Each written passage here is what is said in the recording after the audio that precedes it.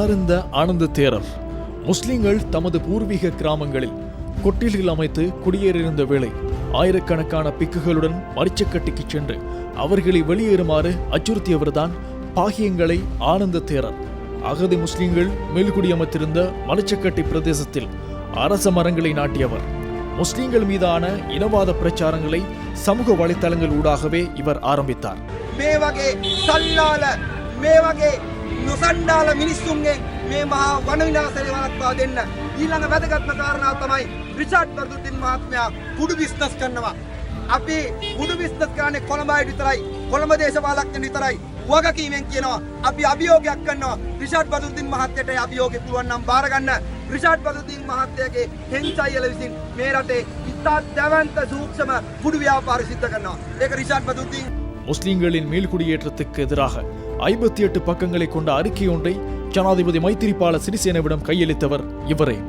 இவரது முயற்சிகள் எதுவும் வெற்றியளிக்காத நிலையில் இனவாத சூழலியலாளர்களையும் அப்பாவி இளைஞர் யுவதிகளையும் முகநூலூடாக விகார மகாதேவி பூங்காவுக்கு முன்னால் வரவழைத்து ஆர்ப்பாட்டம் நடத்தினார். அந்த ஆர்ப்பாட்ட பேரணியில் அமைச்சர் ரிஷாட் பதியுதீனை மரவேடன் என கூறியதோடு அவரை மிகவும் கேவலமான வார்த்தை பிரயோகங்களை பயன்படுத்தி திட்டினார். ஆனந்த தேரர் பின்வரும் குற்றச்சாட்டுக்களை சுமத்தினார்.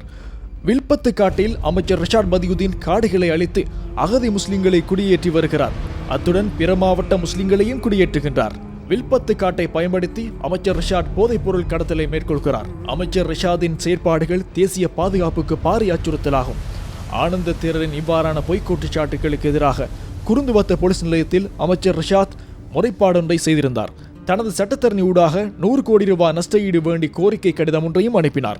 විල්පත්තු වන උද්‍යානය ඇතුළ එක මුස්ලිම් පවුලක් හරි මම පදිංචි කරා කියලා ඔබ වහන්සේ ඔප්පු කරනවා නම් මම මේ දේශපාලනයෙන් අයින් වෙන්න කැමති කියලා ඔබ වහන්සේට මම අපි අමාත්‍ය රිෂාඩ් බදුද්දීන් මහත්මයාගේ අභියෝගය බාර ගන්න කැමති.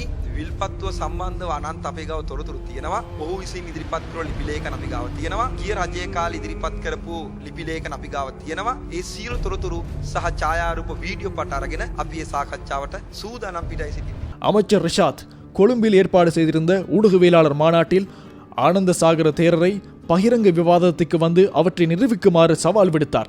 அந்த சவாலை ஆனந்த சாகர தேரர் ஏற்றுக்கொண்ட போதும் ஹீரோ டிவியில் மாத்திரமே தான் விவாதத்துக்கு பங்கேற்க தயார் என அறிவித்தார்.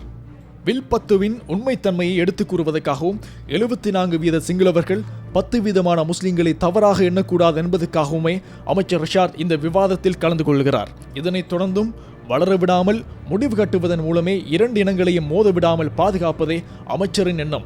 முஸ்லிம்களின் உரிமைகளை நிலைநாட்டி உண்மைகளை வெளிக்கொணர்வதே இந்த விவாதத்தின் நோக்கம்.